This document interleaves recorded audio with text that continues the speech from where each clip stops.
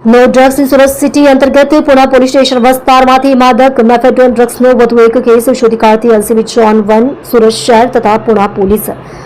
Inspector Shri VM Desai નાઓના surveillance સ્ટાફના માણસોને માદક કેફી દ્રવ્યોની હેરાફેરી તથા પેડલરો વિરુદ્ધ કાર્યવાહી કરવા બાબતે સૂચના અને માર્ગદર્શન આપવામાં આવેલ. જે સૂચના અન્વયે એલસીબી ઝોન 1 સુરત શહેર તથા સર્વેલન્સ સ્ટાફ માદક કેફી દ્રવ્યોની હેરાફેરી તથા પેડલરોને પકડી પાડવા સારું વર્કઆઉટમાં હતા.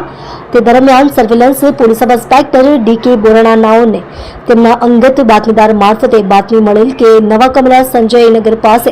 ઘર નંબર 296 માં રહેતી શબાના ઉર્ફે શબ્બુ ફિરોઝ પઠાણ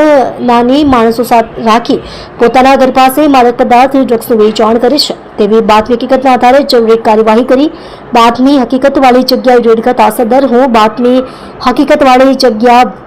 એ વોચમાં હતા. તે દરમિયાન સદર બાતમી હકીકતવાળા ઇસમને મેફેડ્રોન ડ્રગ્સ ચોખ્ખું વજન 45.740 ગ્રામ જેની કુલ કિંમત ₹4,57,400 તથા મેફેડ્રોન ડ્રગ્સ ભરેલ પ્લાસ્ટિકની ખાલી પુશ બેગ કિંમત ₹0 તથા મોબાઈલ નંગ 3 જેની કુલ કિંમત ₹10,500 તથા આધાર કાર્ડ નંગ 2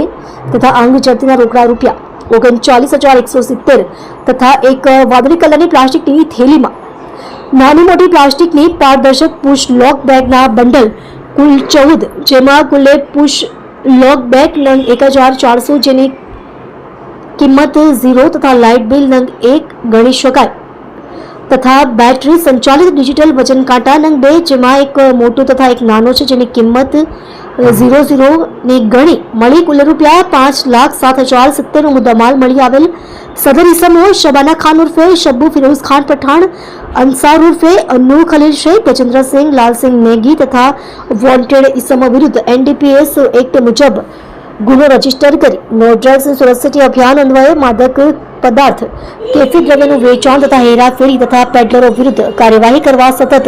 પ્રયત્નશીલ રહી પ્રશંસનીય કામગીરી કરેલ છે. તમે જોઈ રહ્યા છો સેવા ટાઈમ ન્યૂઝ ચેનલ અજમલ જાતવની સાથે.